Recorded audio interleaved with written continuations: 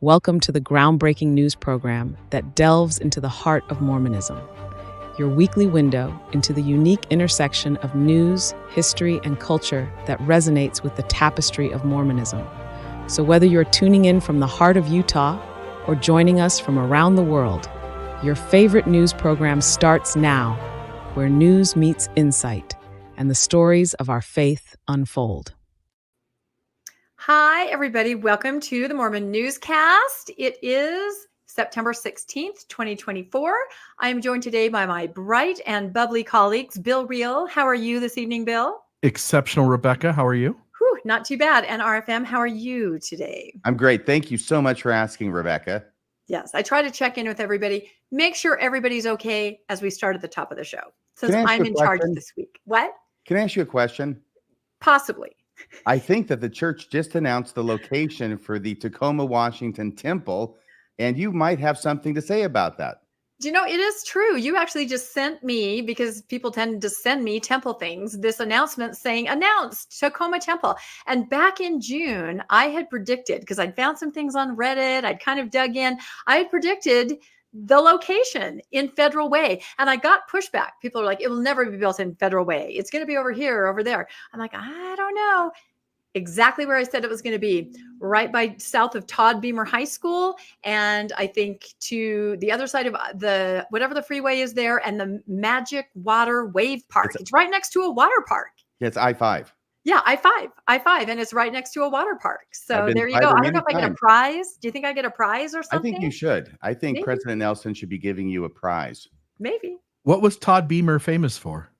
That I don't know. Are you guys kidding me? You don't know? No, and I grew up in Washington. I have no idea. Let's roll. Todd Beamer High School. Let's roll. Let's roll. Is he a musician? Oh, my Lord. Is he I have no idea. Why don't you tell us if you know? Okay, I'll tell you two numbers and see if you can get it from that, okay? Okay. 9/11. 9/11. Oh, okay. He was on the plane. Oh, okay. Gotcha. I did not know that I now I know, but I didn't know. Oh my goodness. Okay. He's on the flight they took down in Pennsylvania, Shanksville, I think. Yep. He is a hero. There's I was going to say doubt Mountain about Meadows Massacre since you said 9/11.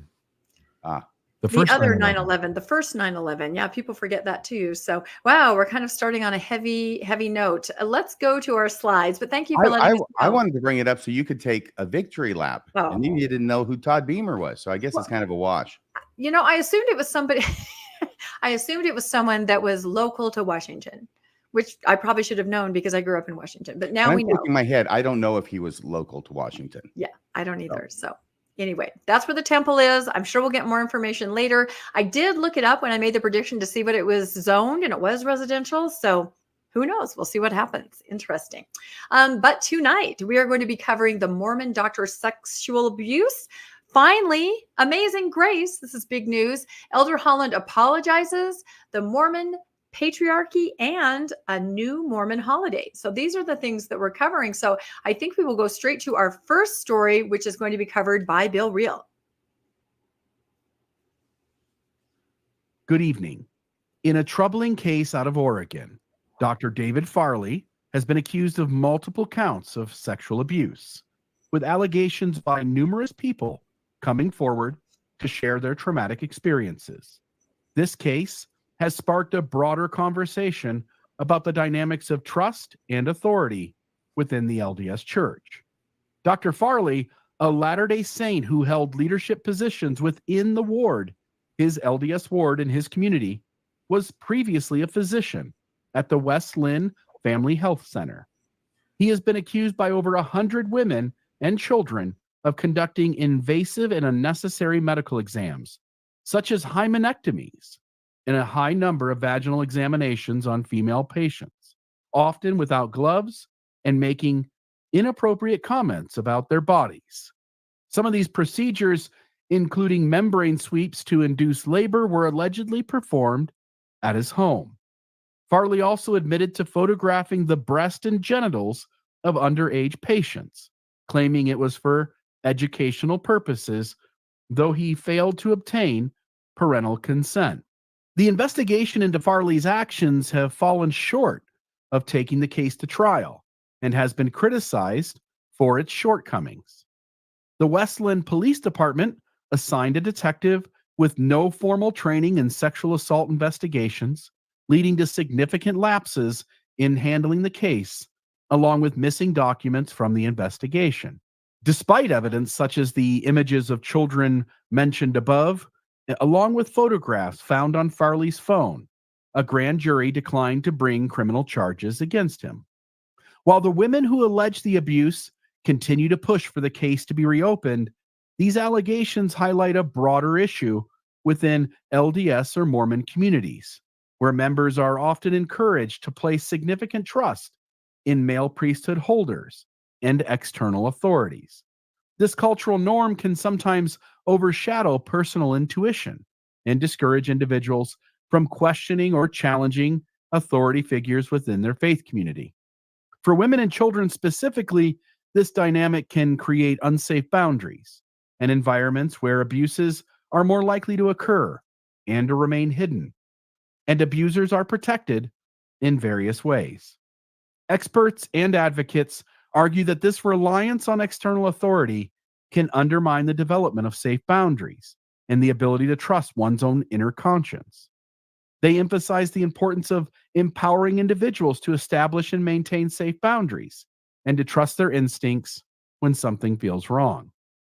Survivors of abuse within such communities often face additional challenges in coming forward, including fear of not being believed, the social stigma of speaking out, and the potential for retaliation by the abuser, their families, or loved ones or friends who believe the abuser over the victim.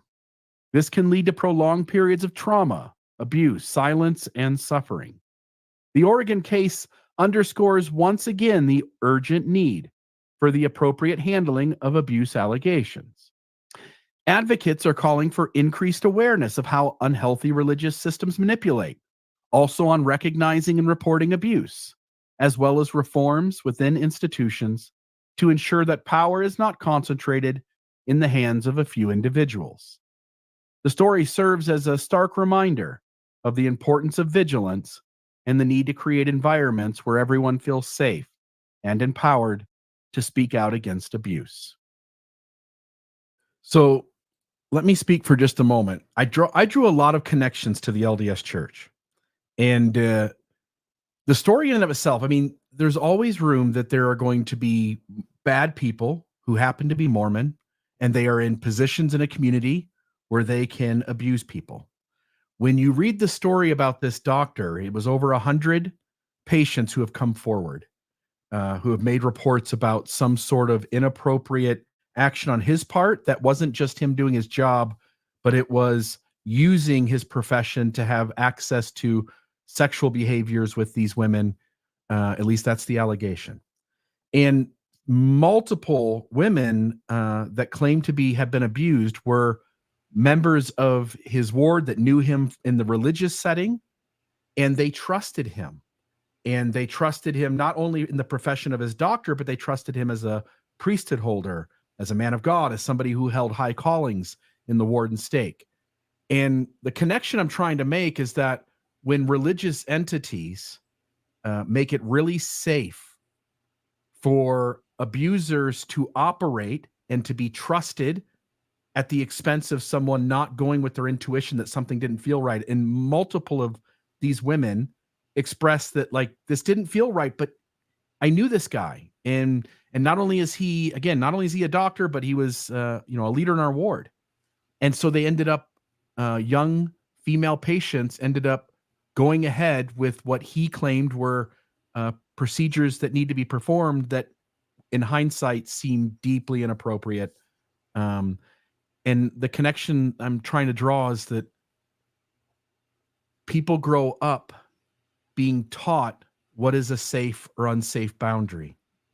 And Mormonism, as a high demand fundamentalist religion, in preferencing authority to leaders, in preferencing authority to priesthood, often conveys to its members that you should ignore your conscience and you should listen to the presiding leaders of the church at the local and general level and there isn't really safe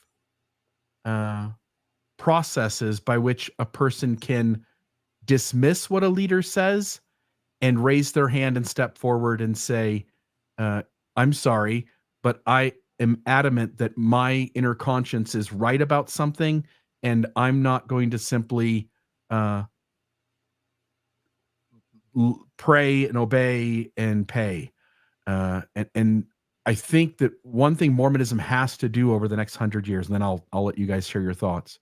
I think one thing Mormonism has to do over the next 100 years, 200 years, it's going to have to figure out a way to let people really have some real agency and be able to trust their conscience over what it says and pushes at the expense of someone's conscience. And so your guys' thoughts. Go ahead, RM. Rebecca, mine's going to be, let me make a comment, then I want to ask you a question, all right? Mm-hmm. Okay, first off, my comment is this, is that I don't know the facts of this particular case, all right? So be that as it may, from my experience, 34 years practicing law, I'm going to throw it out there that the majority of prosecutors are competent and the majority of cops are good. Now, there are going to be exceptions to that. Nobody knows the exceptions better than the prosecutors and the cops, but it's a minority. So there are times when cops do not act according to the standards that we would want them to. In fact, that the other police would want them to. In fact, that they're required to. Okay. I got all that. On the other hand, and this is not a comment about this case in particular. Okay. So I want everybody to understand, I'm not saying that this happened or didn't happen. Not at all. But I think what we're dealing with, and you correct me if I'm wrong, Bill, because you read the entire article. What we're dealing with is a prosecutor's office in Oregon that has put information and evidence in front of a grand jury, and the grand jury has failed to indict. Is that correct? True. So I don't know what the evidence is, but apparently a grand jury is not indicting, which means my understanding is, I mean, they don't have to find evidence beyond a reasonable doubt. There's not even a defense attorney there. Okay. This is just the state putting on their evidence without any contradictory evidence from a defense attorney. And I believe that the jury has to find simply probable cause to believe that the crime was committed in order to indict on a criminal charge. Beyond a reasonable doubt is for conviction later on with the jury trial. So it just seems that for whatever reason, and I don't know what that reason is, that the prosecutor is not able to muster even evidence of probable cause that a crime was committed by this doctor. So I don't know what that's about, but that's a pretty low bar that this grand jury is not able to reach. It seemed to indicate that two things had happened. Again, the article was on CNN, and the article, whoever's doing the journalism for that article, seems to be sort of in favor of these women. So take that for what you may. The two issues, there was lots of discussion in the article that the investigator who ended up stepping down, had dropped the ball, that he hadn't done an adequate sort of investigation. He only allowed certain of the women to speak up, rather than putting all of the women in front of as witnesses, only took a few of them. And there was some of his investigation, like his reports and stuff, that were missing. And so he stepped down. The moment the claim came out that the investigation wasn't held at a level that of expertise or of sufficient quality, that he ended up stepping down and stepping away. I think the other thing that happens in these cases is that while you and I would look at it outside of a legal system and go, oh my goodness, there's 100 women and some of these instances sound disgusting, from the medical profession, you can sort of justify them. And so creating a space where you say, these things happen beyond a reasonable doubt. And as you point out, the grand jury is a much lower bar for that. But at least on some level, these women felt like, and the story sort of indicates, like, all of these things, he has an excuse for all of these. He has pictures of young children. He claims it's for educational purposes. He does a hymenectomy. He's doing some procedures in his home, takes the girls up to his room. He's suggesting that they need things that outsiders would go, that doesn't seem like that's needed. That doesn't seem appropriate. It seemed like an excuse for him to be able to do things to these women. And so we're sort of left. Again, I also feel like you do that we don't know for sure the story's true, but I think the story is a chance for people to have conversations about standing up for yourself if something doesn't feel right, asking everyone in the room to pause and to explain better to you why this is needed or what's going on. And society's bad enough at this, but inside high demand religion, it is often really tough for children and women specifically to feel safe to say, hey, everybody, let's pause for a moment and let's just talk about the ramifications or repercussions of what's going on. And I think in a highly Mormon community, you'll find that abuse, child molestation tend to be higher than they are in other places of the country. So I think this is a great story to sort of frame a larger conversation around. But you're right, the grand jury did not take this to trial. This brings me to my question for you, Rebecca. And you're a woman, okay? Me, no. Bill, I don't think so. But the thing is with women is that, I can't understand. I have an idea, but I can't really comprehend what it's like to go to a male doctor. I know they're not all male now, but a lot of them are. As a woman, to go to a male doctor and allow him to do things to you that you would never allow anybody else to do to you. I mean, if this happened to you on a subway, there wouldn't be any question, right? Exactly. But now you're going in to see a professional. I don't even have to put that in quotation marks. He is a professional who is going to be doing things that are going to be, I would presume, uncomfortable and crossing all sorts of lines, except for the fact that he's a doctor. And doctors who want to abuse that, do abuse that they're in the position. But does that make it more difficult for women at all to be able to figure out where that line is between a doctor doing things that he should do and things he shouldn't do? Yeah, no, you're absolutely correct. Think back to the Broadbent case that we were talking about a few weeks ago. And they weren't even, if I can remember, something about because he was a medical professional, it was harder to prosecute. There were some kind of protections in there for him. And this is exactly true. And as Bill pointed out, absolutely correct. When you're raised in the church, especially a woman of a certain age, I like to think maybe girls now are getting that empowerment that you can stop, you can have autonomy. But people my age, maybe slightly younger, you just don't. You trust the patriarchy. We're going to talk about that a little later on the program. And you trust your medical professional. And I was in a situation once. It was not anything like these women, but I was at a dentist appointment with an LDS dentist. I was a college student. I didn't know him. I was new to Provo at BYU, and I just had to have a filling. And he said, well, I need to give you also an exam to check and see if there's anything like cancerous with your jaw. I remember thinking, well, that's very odd. I've been to the dentist a lot, and he proceeded to, in my book, cross a line. It wasn't just my jaw. He was definitely touching me in all kinds of areas on my neck. This was a filling, right? Yeah. And I'm laying there in the chair and you kind of freeze. You really do. You just freeze and you think, well, okay, he's a doctor. There must be some procedure that you check something to see if there's something wrong with your, area around your mouth. But, more and more uncomfortable. It went on for about 15 minutes. 15 minutes? Yes. And again, I asked myself later, why did I just lay there? I mean, he didn't ever do anything to the extreme, but I'm sure some people in the chat will agree. This was really inappropriate. It made me incredibly uncomfortable as he was, doing this.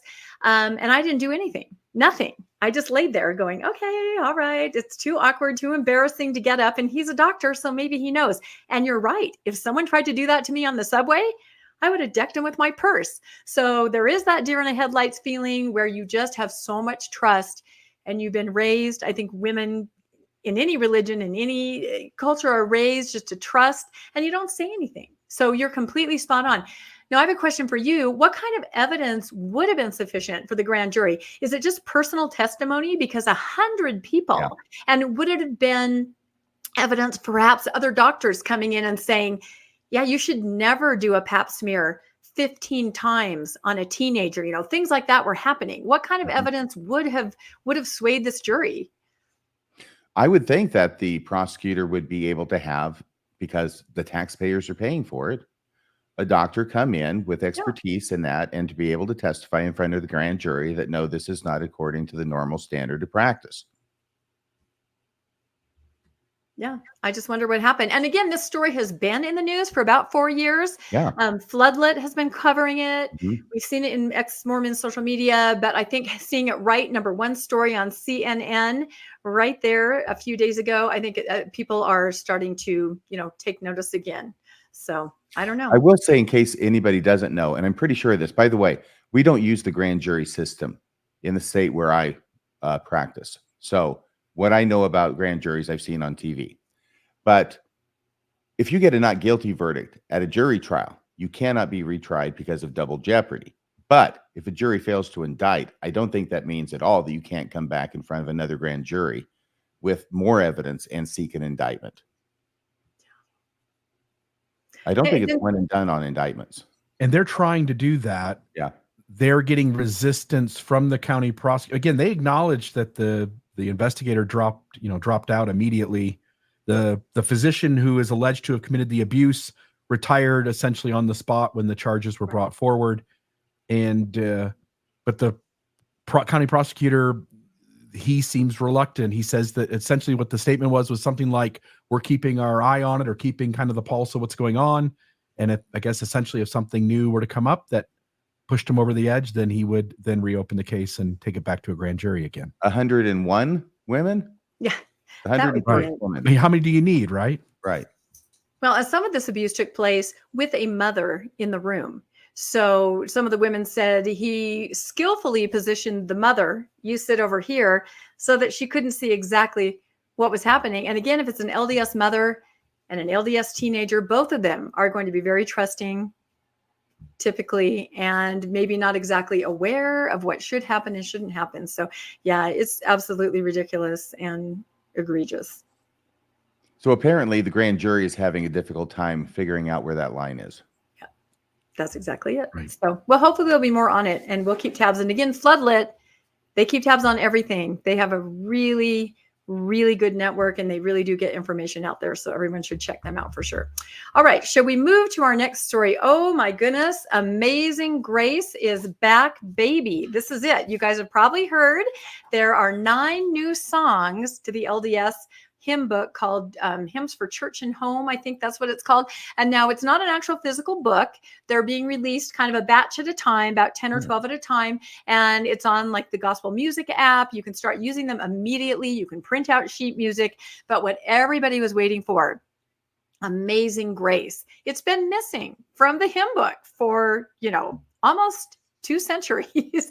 Yeah. So there was an article in the Tribune where they explained the 18th century song is among 9 new additions to the Church of Jesus Christ of Latter-day Saints Global Hymns for Home and Church, composed by Anglican I can't even say it, abolitionist John Newton. Amazing Grace was one of the many that Emma Smith, wife of the Faith's founder Joseph Smith, included in the 1841 hymn book.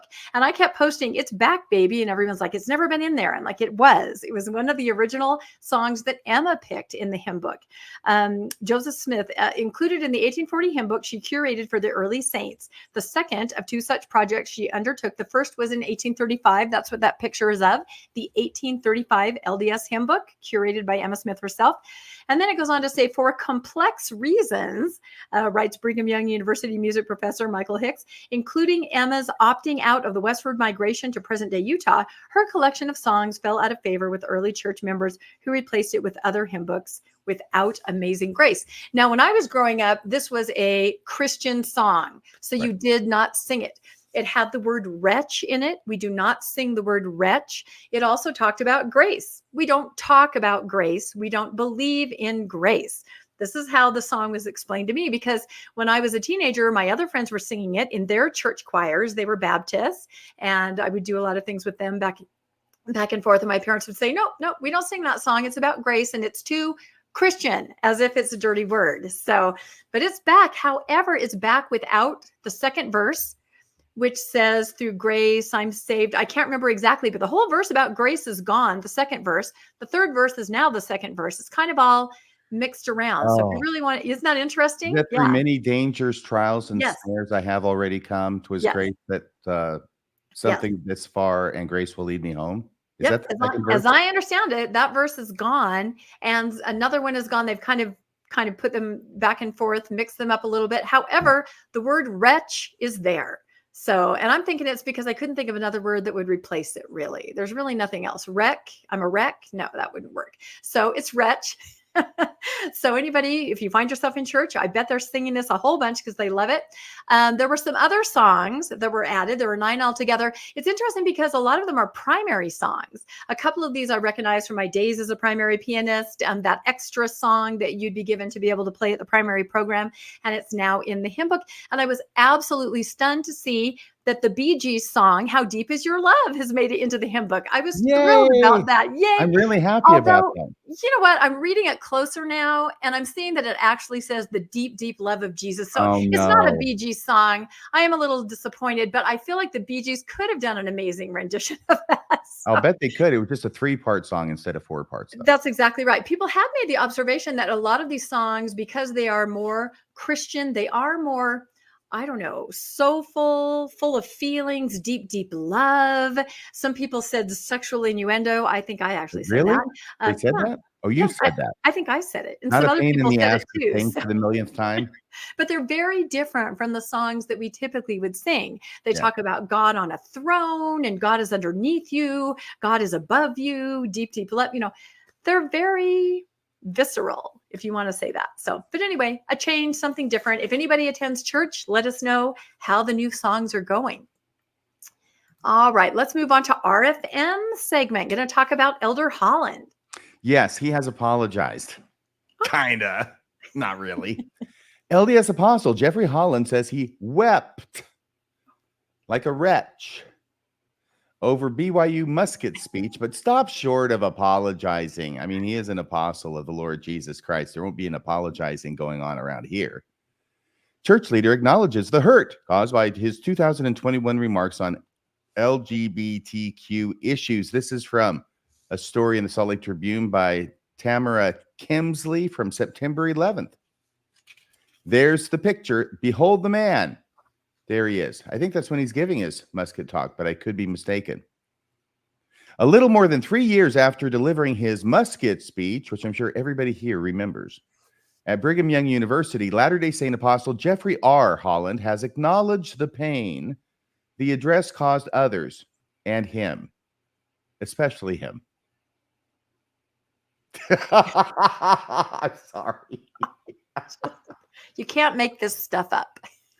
No, what Jeffrey Holland's going to say is, I said some things 3 years ago that caused a lot of pain to a lot of people, but it didn't hurt anybody as much as it hurt me. I am my own victim more than I victimized anybody else. Yeah. Okay. So now if anybody was hurt, this is a quote now from Elder Holland. We're going to play the audio of this so everybody can hear it. Now, if anybody was hurt, and I know some were in that exchange, it wasn't really an exchange. It was kind of just a speech. He was doing all the talking, I think. And I know that some were hurt in that exchange. Then I was hurt. Holland told Sherry Dew, Chief Executive Officer of Deseret Book, in a podcast published by, you know who, the Church of Jesus Christ of Latter-day Saints. And I have wept, he goes on, and I have wept. I have wept for those 3 years.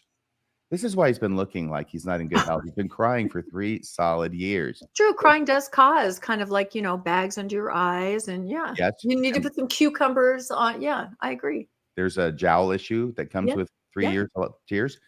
Nevertheless, the former president of the church-owned school doubled down on the 2021 talk's overriding message, which was for faculty to get in line behind the church's teachings regarding gender and sexuality. Now, this is me. Some question GA's claims about weeping when certain events happen, most prominently the lifting of the priesthood and temple ban. Elder Oaks said he sat on a pile of dirt and wept when he learned the priesthood and temple ban had been lifted. To have Elder Holland now say, he has wept for 3 years does little to allay those suspicions. Those suspicions being wondering if these GAs really do weep every time they say they wept when the temple ban was lifted and they heard about it. I mean, honestly, if I meet a general authority who didn't weep when he heard about the temple ban being lifted, I'll buy him a $5 cigar. And here is Elder Oaks telling us about how he wept. He's trying to choke back tears even as he relates the event. The earth was caving onto our driveway from a steep slope, and we were trying to stabilize the hillside. We were in the midst of this project, shovels in hand, when the phone rang inside the house. I knew it must be important. Only a small number of people had that telephone number, and all had agreed not to call me about anything that could possibly wait. Hashtag I'm so damn important. The caller was Elder Boyd K. Packer. He told me about the revelation on the priesthood, which was just being announced. We exchanged expressions of joy, and I walked back to the hillside. I sat down on the pile of dirt we had been moving and beckoned to my sons. As I told them that all worthy male members of the church could now be ordained to the priesthood, I wept for joy. That is the scene etched in my memory of this unforgettable announcement 40 years ago, sitting on a pile of dirt and weeping as I told my sons of this divine revelation. Everybody cried. Everybody cried when they heard about this, at least in retrospect. I wasn't there, so I can't verify his story. It does raise the question in my mind, though, what do expressions of joy between Elder Oaks and Boyd K. Packer sound like on the phone? Well, I know this has happened, and I'm really joyful. I feel like they all knew it was going to happen. Hasn't anyone read Matt Harris's books? This was in the works forever. It was a debate. It was a bargaining. They all knew it was going to happen. There was no big surprise or revelation to the top leadership. I think it was a question more of when. Yeah. So, anybody have any responses to those before I go on with this fascinating news story? It just reminds me of one thing, which is when I lived in Ohio, I lived an hour west of Cleveland, and I'm a big sports guy. My dad is a big sports guy. I can't remember who Burt Bylevin maybe was the name of the pitcher, but he threw a no-hitter. And everybody, the stadium would hold 37,000 people, but literally there's 150,000 people who claimed they were there that night. There was another night where they sold beers for a nickel. It was nickel beer night or whatever.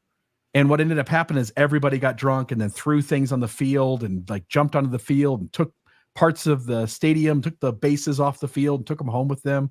And it was like an absolute ruckus. And more people claimed they were there that night and I feel that way about this, where every church leader wants to claim they were on the right side of things while being loyal to the team that was on the wrong side of things. And every one of them feels that way. Mitt Romney pulled over. Elder Oaks cried on the ground. Every one of these guys claimed they had some sort of emotional moment when the race ban happened, and yet every single one of these guys were loyal to the prophets, seers, and revelators who were never, ever on board with that until it happened. It's true. I'm waiting for a general authority to say that when he got the phone call, he hung up and he said, "God damn it, they lifted the ban." Yeah.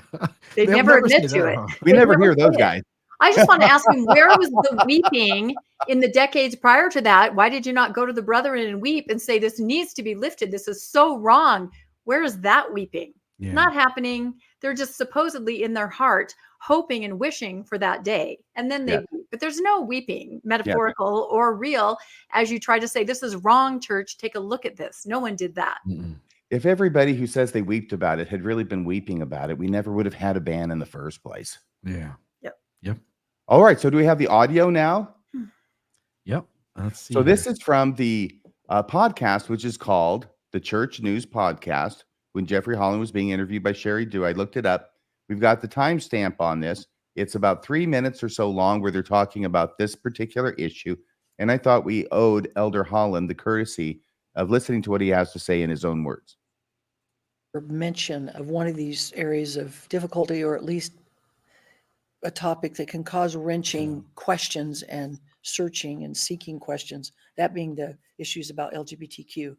You gave an address 3 years ago this month at BYU. It was at their annual university conference with faculty and staff. You talked about how much you loved BYU. It's important mission. I love the story of the first time you noticed the block Y on the mountain east of campus. Little kid. And how much it affected you. Yeah. And your deep love for that university was so clear. And among other things that you taught, which there were many things you taught in that message, you touched on some LGBTQ issues as related to campus. The responses to that message were varied. Yeah. What were you hoping to accomplish in that message? What did you hope came through? What I hoped that would come through is a message to the leadership of an institution. It was the annual university leadership conference about how you direct and manage an institution.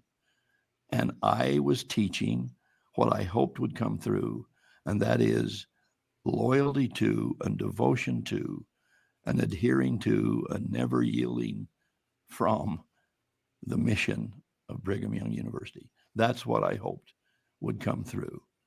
And I didn't want it to veer here. I didn't want it to veer there. I didn't want it to veer up, down, in or out. I wanted it to go right down the middle of the doctrinal highway. So I say, Lord, I believe, bless thou my unbelief.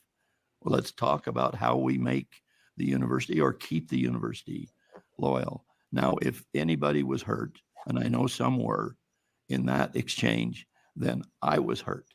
If they were hurt, I was hurt. And I've wept. I've wept for those 3 years. I don't think anybody's had more people in an office, in a chair, weeping with them than I have in that administration building with kids who are struggling with gender issues. No one can say that I do not love them. But I'm also was then responsible for the direction of a university. I just wanted to get the supporting doctrine of the church across. So anybody else's pain is my pain out there. I want to say, secondly, in that regard, that every student that comes there is safe. We're going to have a safe place for them to talk, for them to be open. Everybody's safe there.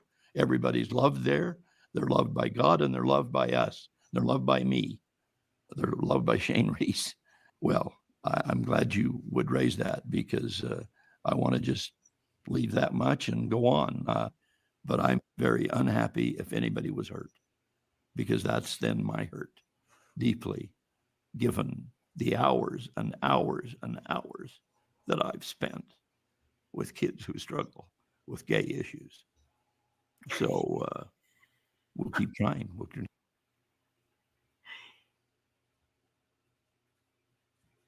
Say it's actually 8 more seconds. He's going to, I don't know, sob his way to a conclusion there. Was that enough? Can you get that going again at all? I really want to hear that last 8 seconds. Thank you, President. Thank you for being willing to refer to it and reflect back and to teach us in the process. I want to There ask we go. you, It was Sherry Dew after all. That's what I needed to hear. So honestly, I'm confused by this, and there's a little bit more to go through. But after the audio, I'm sitting here struck with the fact that he starts off by saying, if anybody was hurt. And he says, and I know that some people were hurt. And then he goes to talking about how apparently he's hurt as much as anybody because he's had all of these kids crying in his office for 3 years. And he doesn't know anybody who's had more crying kids in his office over this issue. By kids, I think he's talking about college age people. Anyway, but then he gets to the end of his comments. And once again, he's saying, if I hurt anybody, then it's my hurt too. It's a strange thing. I mean, how can it be your hurt if it's just an if you don't know that you hurt somebody? I don't know. But apparently it's been affecting him enough that he's been crying for the last 3 years. So hopefully he'll be better now after giving his non-apology apology. What do you think about that, Bill? Do you think it's odd? So at the end, he says, "I'm glad you brought this up." Now, this is Sherry Dew sitting down with Elder Holland. If you don't think every question and answer is scripted, at least to the point where I know what you're going to ask, the brethren have assigned Sherry Dew to cover certain topics. My hunch is Elder Holland, the last time I saw him and what we did within the last couple of weeks, he looked really rough. My hunch is he's getting towards the end of his life. His health is not the greatest, and he wants to sort of clear up a few things that maybe will be damaging to his legacy. So here we are 3 years later. And as you point out, RFM, he says, if I hurt someone, well, you either did or you didn't. If you've had people sit in your room, you know that you've hurt them. Notice, like you said, notice there's really no apology there. There was no, "I'm sorry for what I said." He still justifies it. He's just sorry that people were sad. The church, no ifs, ands, or buts. It wasn't Deseret Book interviewing Elder Holland off the cuff. It was the church going to Sherry Dew saying, "We're going to have you sit down with Elder Holland. Here's the questions you're going to ask. You can word them however you want, probably. But these are the questions you're going to ask. And we're going to prep Elder Holland on how he's going to address every one of these questions."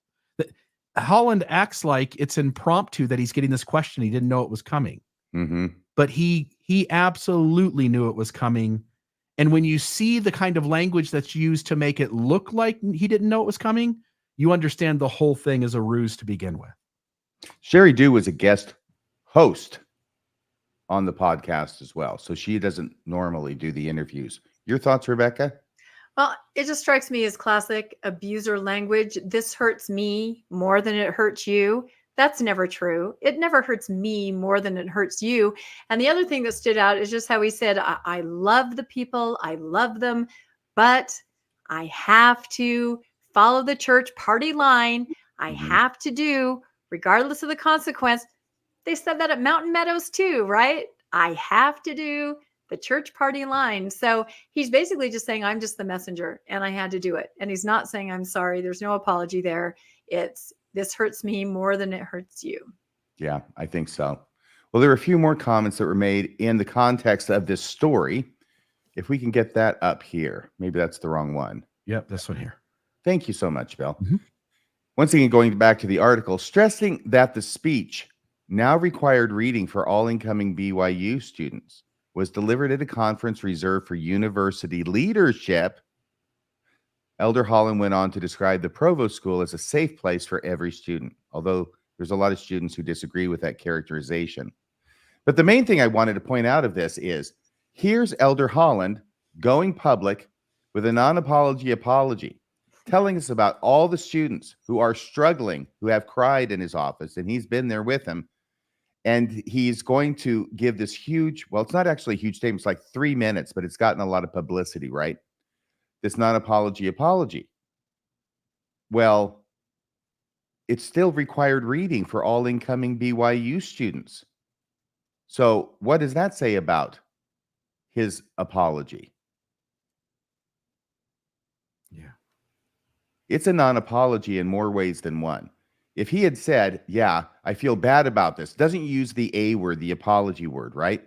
But said, yeah, it had a really negative effect, and I said some things I shouldn't have, and we're going to delete it from the records. We're going to delete it from the records, or we're going to change those words about muskets, right?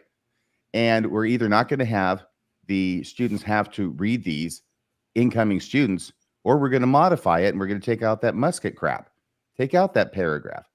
That would at least show that he meant what he was saying. Because I'm not impressed with how much he means what he's saying if they're still having every single student who goes to BYU as a freshman have to read this talk. By the way, if he says it's for the administration, why are the kids having to read it? Exactly. Yeah, because it was given at the administration. Very good point, Bill. And so he's trying to hide behind that, saying I wasn't addressing the students. I was addressing the administration of the school, saying this is what we're going to have to do in a setting that is public and publicly reported on. Caused all the problem. He's trying to hide behind that a little bit, while at the same time, very good point, Bill. The university has said this is required reading. Yeah. And he certainly didn't repent, because he didn't forsake the sin. It still required reading. He didn't express sorrow. He expressed, I guess, sorrow that others were sorrowing, but not sorrow that he had done what he did. So he certainly did not repent in that address. No, he is the acting president of the Quorum of the 12 Apostles. He has been an apostle for a long freaking time, longer than almost anybody. And you can't tell me that if Elder Holland said, I don't want that talk being used anymore, that they wouldn't stop using it. Of course they would. Nobody at BYU is going to say, well, we don't care what you think. We're going to keep having people read it the way you gave it. No. This is, what would you say? I think this is more form than substance. This is kabuki theater. He and you, Elder Holland and Sister Dew, skirted around the most scrutinized portion of his 2021 address, the call for BYU faculty and staff to take up their intellectual muskets to defend the church, especially its doctrine of the family and marriage as the union of a man and a woman. He talked about his pain. He talked about the pain of others, but he didn't talk about what caused it, i.e., what words he used that caused it. Neither did Elder Holland talk about his decision at the time to deride former student Matt Easton's 2019 graduation speech, which he mentioned also in his talk, in which Easton declared he was proud to be a gay son of God. Easton, who has since left the church, said he was disappointed but not surprised by Elder Holland's lack of an apology. Not long after Elder Holland's talk, the apostle wrote a letter to Easton's father, an active Latter-day Saint, Easton said. In it, the church leader apologized for any pain he may have caused the graduates' parents. He did not, Easton explained, attempt to make contact or restitution with me.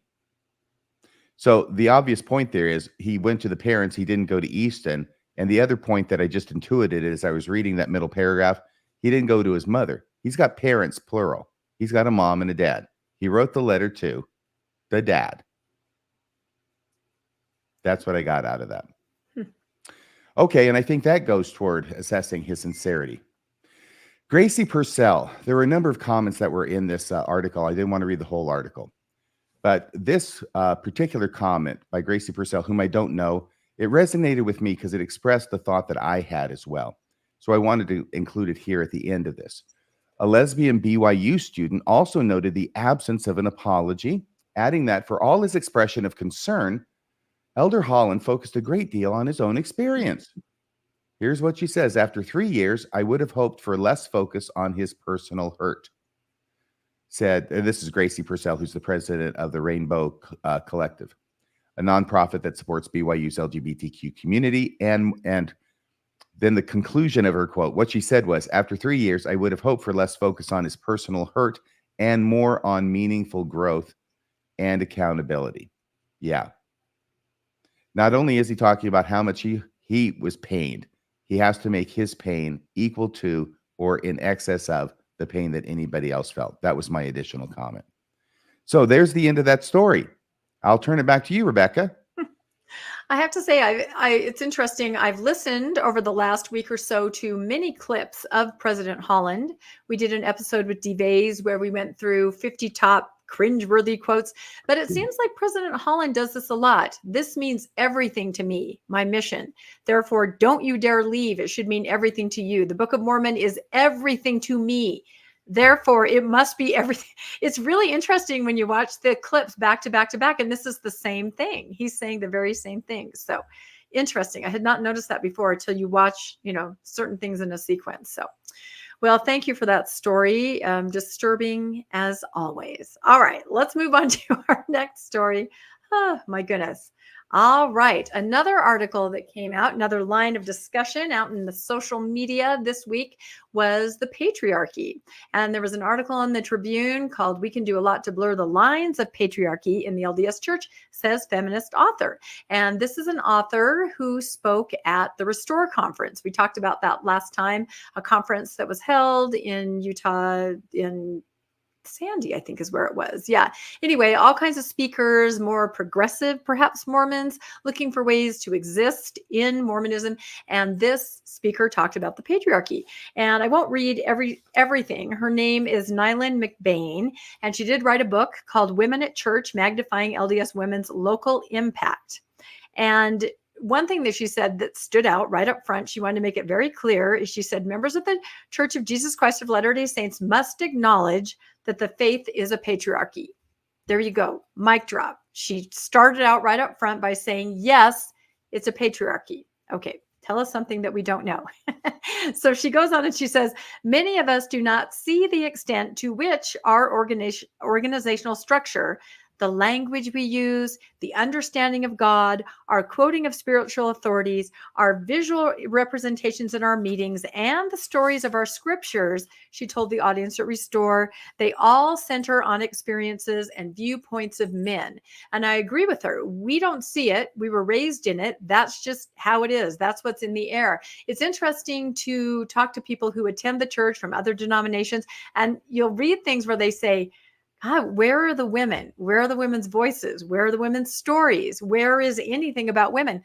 I don't know if a lot of us inside of it see it, especially people of a certain generation, my generation. Younger women do, and we're going to talk about that more in a minute. So her book, and this was an interview on Mormon Land, she talks about, strides toward gender equality in the church. What can we do? And she again states, I want to be very clear, we do live in a patriarchal governance. And what she's talking about is finding ways to exist within this so that women feel fulfilled, they feel heard, and they feel like they have a role. She's not saying there's any way to change it. It's kind of a given that it's there. But are there things that we can do to be able to feel fulfilled while attending church within this patriarchal system? And she basically says, women don't have the priesthood. There are no female prophets or general authorities, but we can do a lot to blur the lines of the patriarchy at the local level. So in a nutshell, she's talking about hoping that you have local leaders that will give women some leeway and some wiggle room and be understanding and allow women to take a more active role and an active part. And I think I've seen that as a woman in the church. I've been in some wards where women got to do quite a bit. Then other wards where it was really tamped down and women couldn't do enough. So she's saying we need to kind of, throw ourselves on the good graces of local leaders who are trying to do the right thing because they're there in the trenches on the ground with women, seeing, their frustration, seeing their talents that are wasted, and hoping that these local leaders will be able to do something to facilitate women having more of an active role. So she says she's excited to see on the local level women holding babies when they're getting blessed, female contributors to bishops' councils, as long as they don't talk too much, as Elder Ballard said, suggesting that women speak at meetings, helping plan sacrament meetings. There's been a greater level of parity in the ward councils over the last 10 years. We've seen changes for women in the temple around the language of the temple ceremony, no longer having to covenant to obey your husband, who then obeys God, and women being witnesses at baptisms. And I would add to that women handing out towels. That's one of the bigger changes that happened recently. So again, she's trying to make it work for those that are staying in the church. You have to find a way where you can be at peace with what's happening as far as your autonomy and power in the ward. She has a really interesting point of view. She says, we just need to stop using the word priesthood. And I kind of agree with her here because it does no good. She's flat out saying women are not going to get the priesthood. This is not going to happen. However, she says, I'm trying to introduce a different vocabulary because I think we can accurately and helpfully separate our ability to work in God's name, our ability to do righteous works, our ability to serve, our ability to see ordinances from the church administration, which again is the governance structure that we work under to keep things in order. So again, she's saying we're in a patriarchy. We do not have the priesthood. However, we can ask for things, roles in which we can have more autonomy. So she suggests saying things like, she says, I give permission for women to say, I want to be more involved in decision making. Whether that's actually overtly saying that to a male leader or saying that to yourself as a goal. I'm going to try to find a way to be more actively involved in decision making. Unfortunately, an 11-year-old boy has more power because they do have the priesthood, but you certainly can ask, or you certainly can give yourself permission to try to find that role somewhere in the church if you're staying in.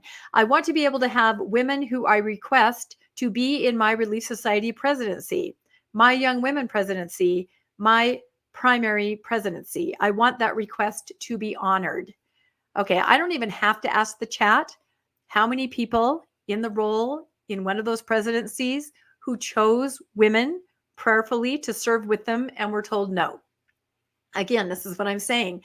Unfortunately, you're not a decision maker. You can do all of that, but there is always someone above you in the church that can override that decision. As we've talked about before, even the General Relief Society presidency, the General Young Women's presidency, and any woman at the top, quote, quote, they don't report directly to the first presidency. They're on a committee and they're rotated in and out. They don't have any real power.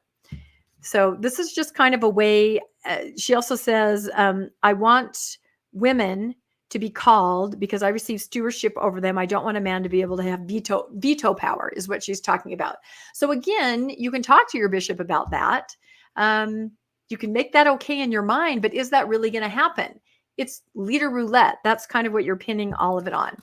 And again, relying on local leaders. She says the governance of women can be drastically different from ward to ward. So she admits that, and from stake to stake. And that's probably the biggest downside and the most exhausting emotionally.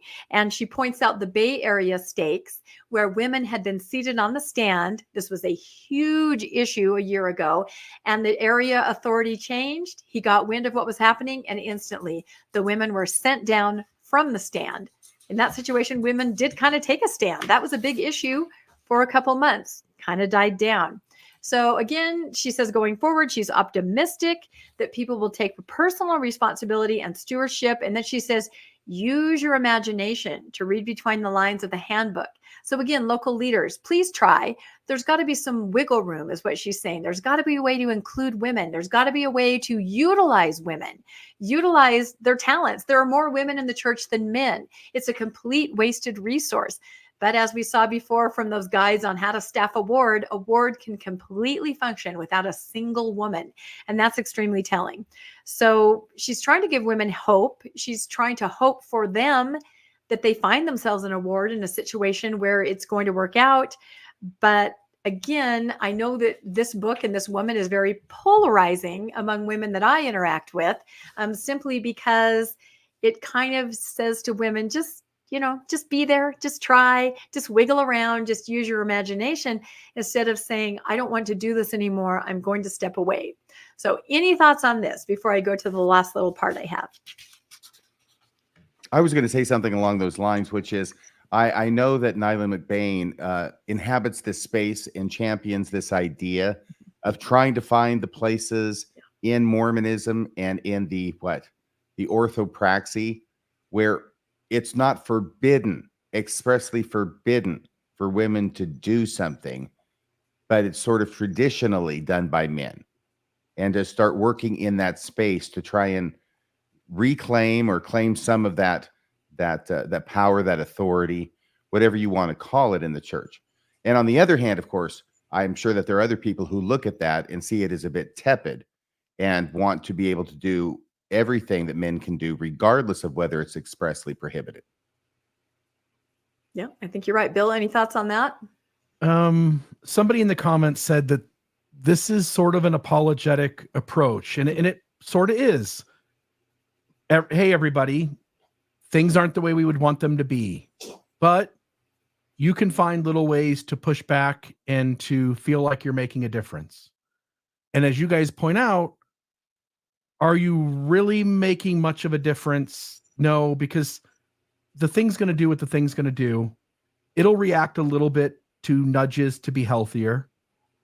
But in the long run, you're going to bang your head into the wall in a lot of frustration as you try to have a church experience that has some equality to it, that has some fairness to it, that has some goodness to it in terms of not manipulating you or or bumping into in ways that it's being unhealthy to you.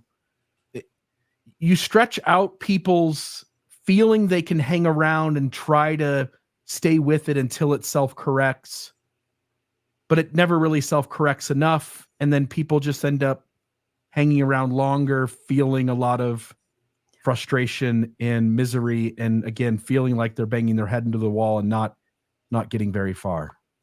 Yep. Just like my friend, the Stake Relief Society president, who has to take a Xanax every Sunday to get through the day.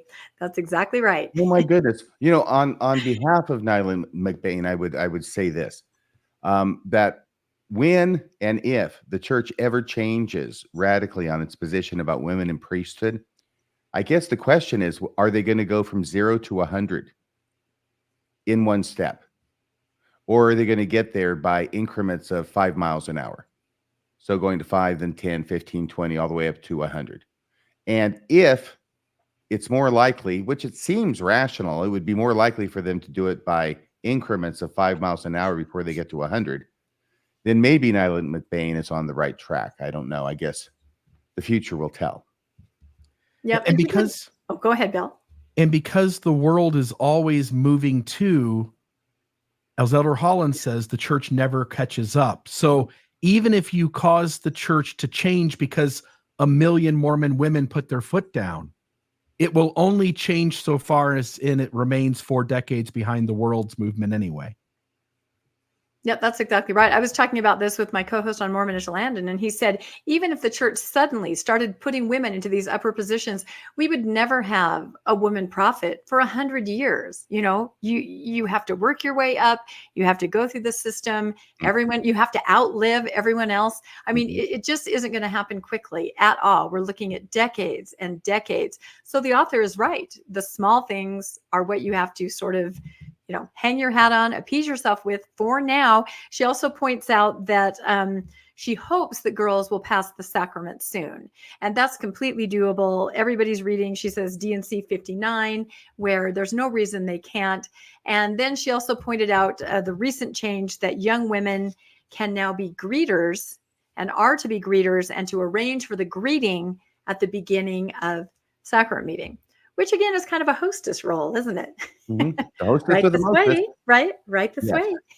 and the question is that demeaning or is that a step in the right direction? Exactly. And I've seen women weigh in on both sides. Some say this is absolutely demeaning. You have a glorified hostess. You have a young girl, not a woman. She shouldn't be in this role out in public, uncomfortable. Others are saying this is incredible. Let them shine. This is a step forward. So again, there's disagreement even among women as to what is progress. So I did a podcast a couple of weeks ago with the amazing Lila Tuller. We all love her.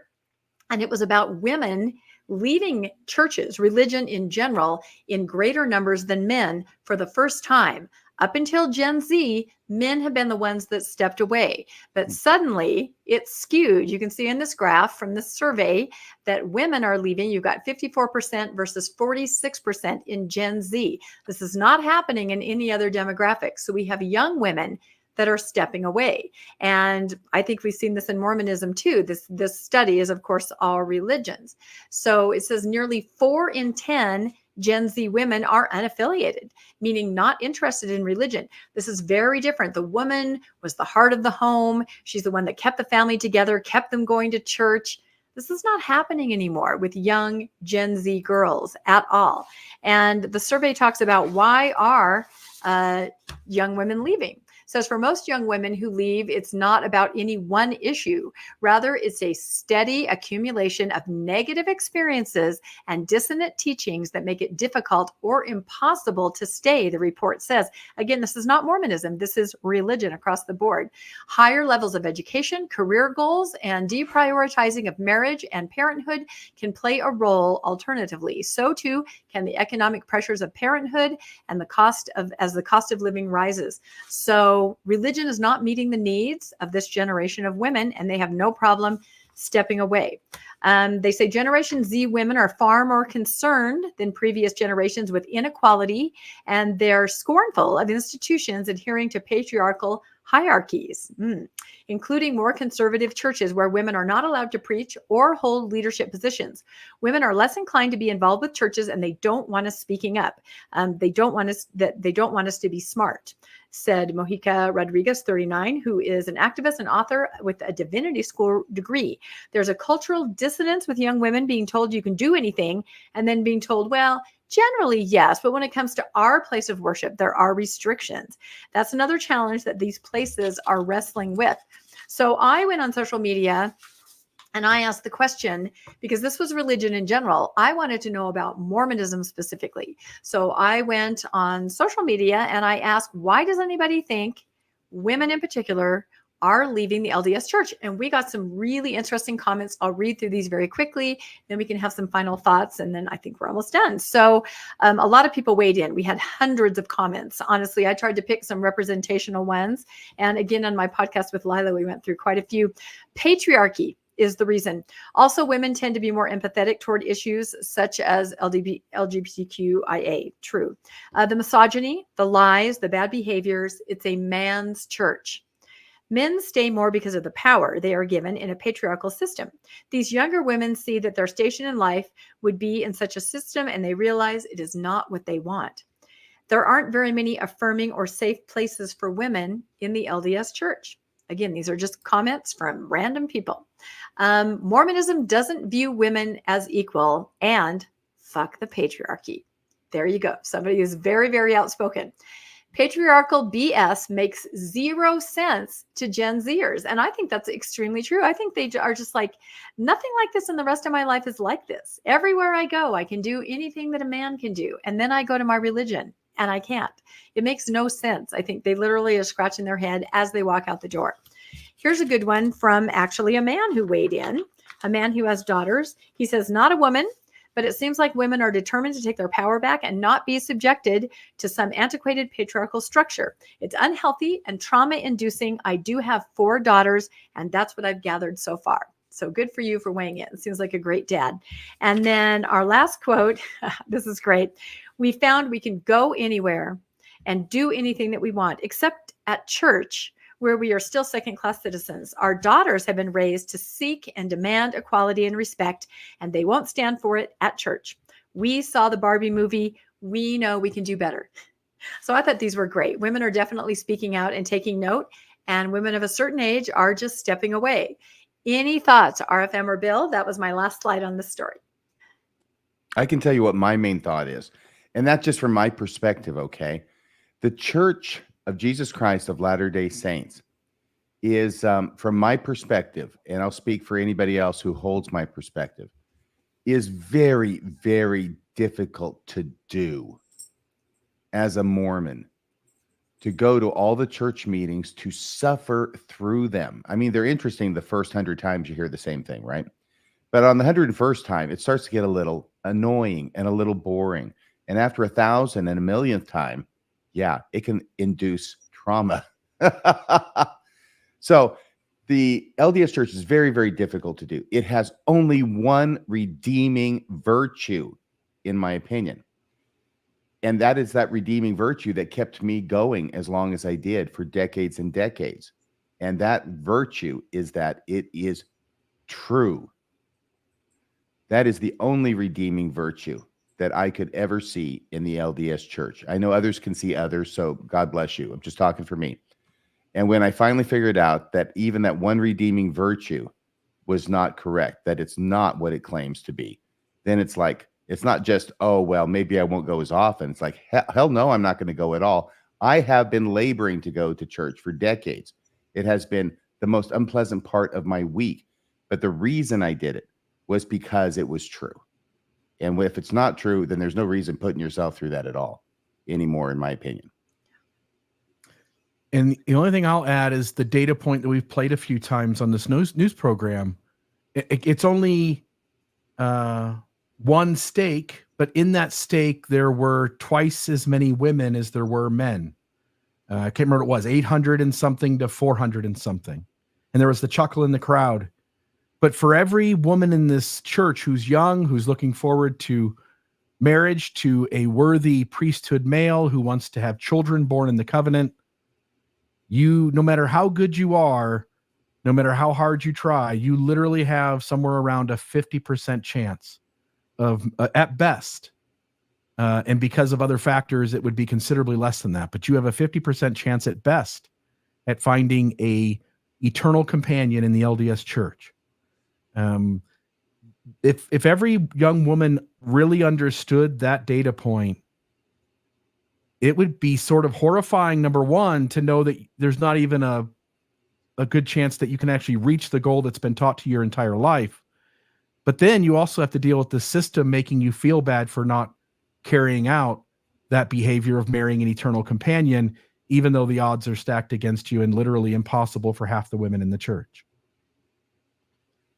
Yep. And I think young women are figuring it out. I mean, like the clip you described, they're laughing, but they're starting to figure it out and maybe make other choices, which I think is a positive. So, all right. I have one more little tidbit for us, and then we will close. This is about a holiday, a new holiday that's coming up. It's going to be next Sunday. So it will be the day before our next newscast installment. It's Moroni Day on September 22nd. Or Nephi Day. You know, sometimes it's not exactly clear if it was Moroni or Nephi that appeared. So I don't know. You can celebrate whichever one you lean toward.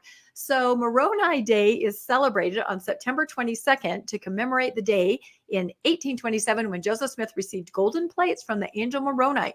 Moroni Day is also the start of the Book of Mormon Central's BMC fundraising campaign, the fall fundraising campaign. Usually they have a big dinner. I don't know if a lot of you remember how Landon and I were invited and then banned from Book of Mormon Central because of our work with Dr. John Lendwall. There's a great episode on RFM about a year or so ago where we I remember it. You were giving me real time updates Yep. as it was going on. And Jackson was involved in that too, wasn't it? What's his name? Jackson? Yeah, Jackson Washburn. Yeah, he was kind of explaining to us what they were thinking over there at Book of Mormon Central. And we were talking to people, and Landon was on the phone saying, you know, a generous donor had gotten us tickets to go to this celebration. And we wanted to go. We wanted to talk to some scholars and see if anybody would come on our show. We were kind of just starting out. And so they let us go. And then we put out Dr. John Lendwall, and they cut us and all kinds of, they actually banned us twice. The first time Landon was able to talk our way back in, as long as they asked him, can you control that woman you're with? Yeah. Of course, the answer to that was no way. I dare anyone to try. That's right. And they also told us we couldn't bring a hidden camera. So I had to, you know, ditch my trench coat. But then they let us back in, and then they banned us again as soon as we put out our very first episode of Dr. John Lendwall and his research on Book of Mormon literacy. So that was kind of a big deal. But nothing is stopping any of us from celebrating on our own Moroni Day. And believe it or not, a lot of LDS people are starting to recognize this day. It is kind of a founding day in our church. So I thought about it, and I came up with some ways that maybe some of us could actually celebrate Moroni Day. The first one I thought of is, of course, a Moroni cake and cupcakes. These are real things. You can order them. You can make them yourself. There's some delicious looking cupcakes and an angel Moroni on, I believe that's a Book of Mormon cake. So get creative. Make an angel Moroni cake for your family. That would be fun. Another fun way to celebrate the day is to dress up like the angel Moroni. You can see different examples here. On the left, you have someone that spray painted himself gold for a ward party, I think. I'm hoping that's, you know, not poisonous paint. That would not be good. On the right side, you have a couple's costume. You have an angel Moroni and a Book of Mormon. That's cool. And then in the middle, you have someone that went with the more, I'm visiting you at midnight Moroni, right? He's wearing the diaphanous robe. You know how I love to use that word. So dress up like angel Moroni. That would be fun. Another thing you can do is you can wake up your family 4 times during the night wearing a white robe, and your neighbors too. You may as well go next door. That's exciting, right? I love it. Yeah. I don't know if everyone knows. 4 times at night. That's right. That Moroni. And look how exciting this picture is. AI knew exactly what I was talking about. He looks so thrilled. Hey, kids, it's Moroni Day. They're like, Dad, you've already woken us up at 2 and at 3 and at 4. But for those of you that aren't aware, Moroni did visit Joseph Smith several times, 4 times during the night. So that's why this would be a good thing to do. Another way that we can celebrate is that you can give presents to friends and family that they can't open for 4 years. That's basically what Moroni did. He kind of said, here's the plates. Not so much. And Joseph had to go back, year after year until he finally got them 4 years later. So that's kind of fun. You could wear your Moroni hood and gown, and you could give presents that can't be opened right away. And the last slide, of course, is for RFM. He's probably the only one that'll get it. You can ask the neighborhood kids if they want to see your monkey in the box. Do you want to explain that story, RFM? I think that if you have ears to hear, you will hear it. And I tell you something, that is not only funny, it's a good way to spend the night in jail. I was going to say bail money not included. Yeah, because of course there is this very obscure story about Moroni appearing to Joseph Smith on a trail in the guise of an old man with a box. And he asked Joseph Smith, if you have enough money, if you have coin, I'll show you what's in my box. And Joseph Smith wouldn't do it. It was a monkey, but it was also the gold plates. It's a very strange story.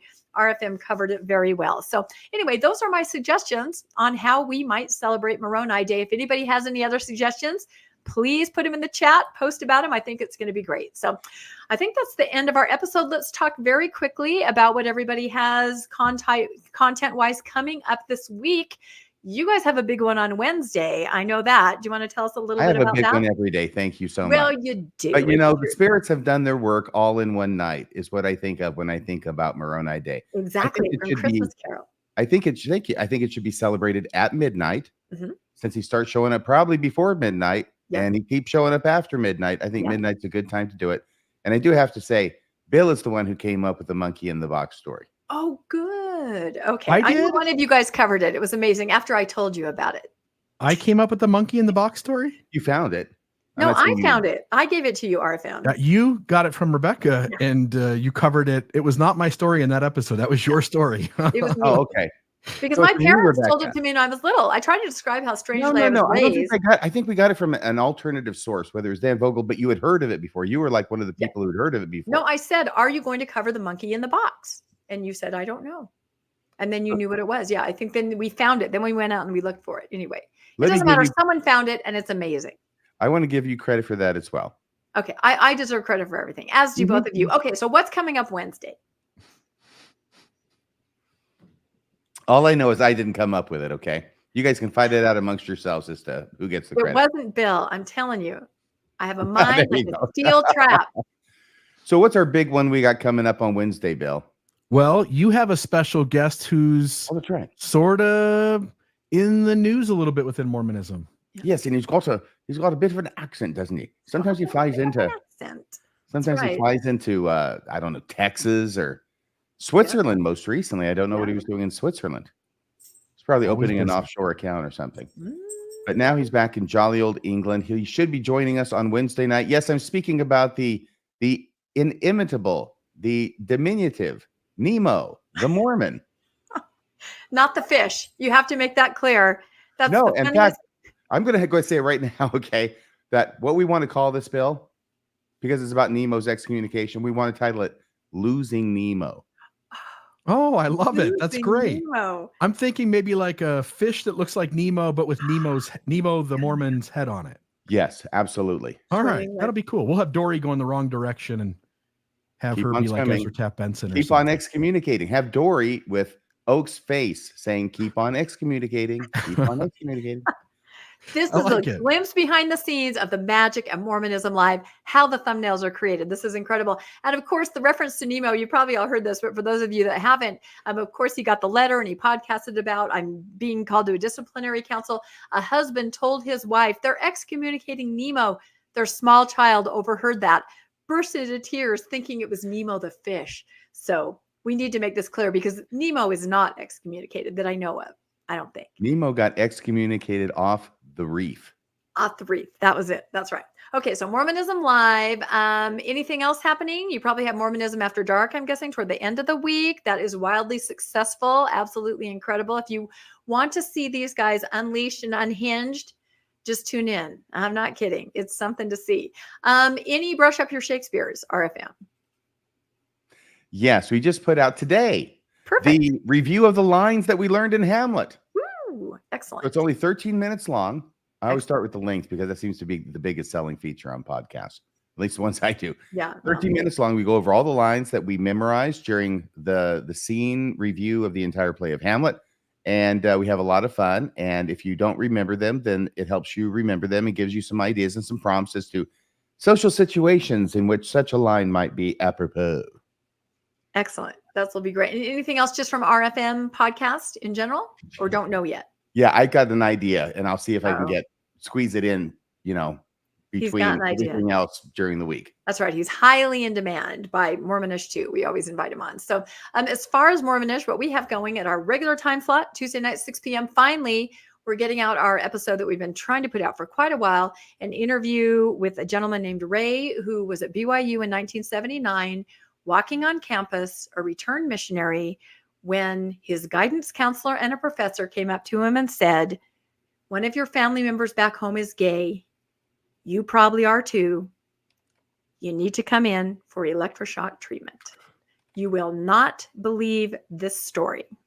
So this is 6 p.m. It's extremely hard to listen to. It's very important to listen to. And this gentleman is extraordinarily courageous. All you've heard about electric shock is that people volunteered for the program because they were made by the church to feel that they were broken.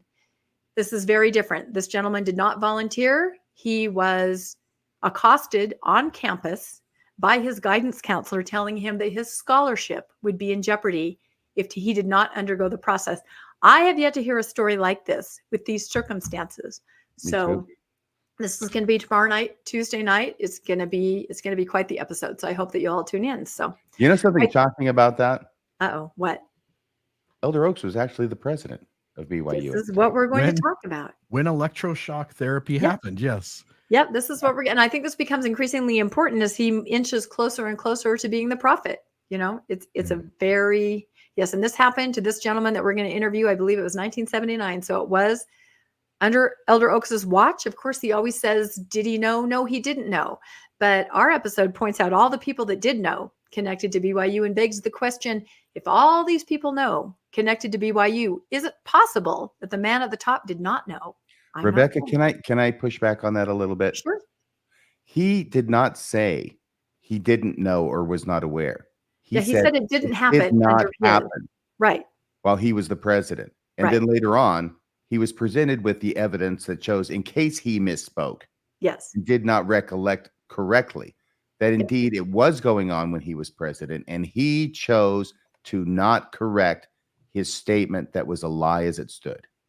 Yep. And in fact, apologists like Fair Mormon, they say he made a mistake in saying that. So I think that was he had the chance to correct his mistake and he didn't, which means it's not a mistake. Exactly. Yep. It's still a hot button issue all these decades later. So, all right. I think we did it. Any final thoughts? Yes, Bill. Just really quickly. First off, I haven't run it by RFM yet, but it's been that way the last few weeks. Yeah. Mormonism After Dark, Friday, 8 p.m. Hey, so de show.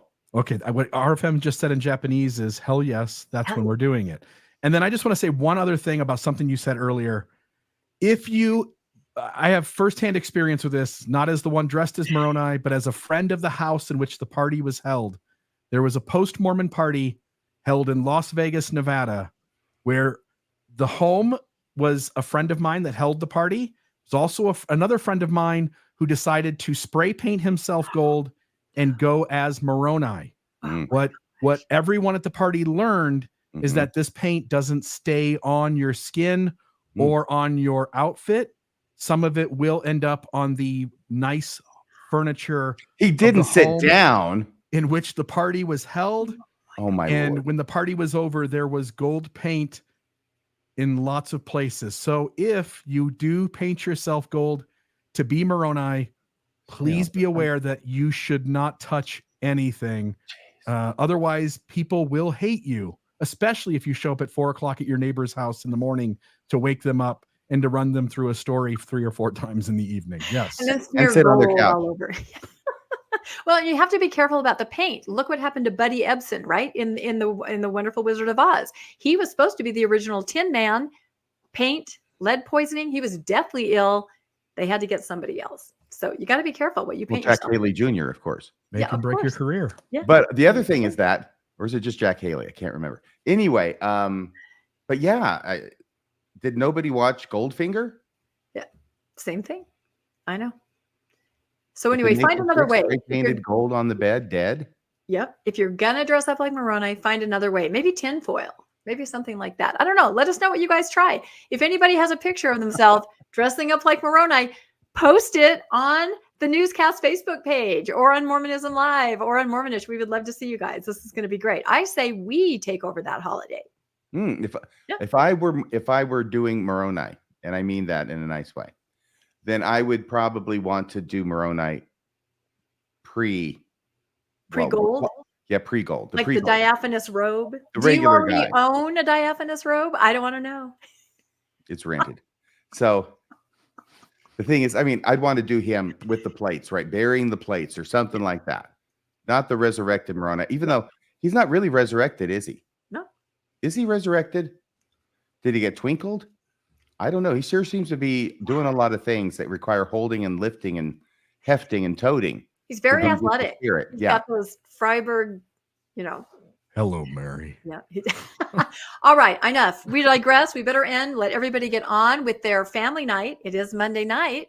So thank you, everybody, for joining us on the Mormon Newscast. Thank you, Bill. Thank you, RFM. We will see you next Monday at the same time, 6 p.m. Mountain Time. And please let us know if you come across any news stories you'd like us to cover. You can reach any of us on our platforms or on the Facebook page of the Mormon Newscast. So please let us know. Thanks again, everybody. Bye-bye. Elder Dallin, H.O. Oaks here. First, that's a wrap for this week's edition of the Mormon Newscast. Second, we appreciate you tuning in and sharing this time with us. Third, keep the conversation going and stay informed on all things Mormonism. And finally, until next week, wishing you peace and joy. See you next Monday at 6 p.m. on the Mormon Newscast. And cheers to all the feminists, homosexuals, and so-called intellectuals.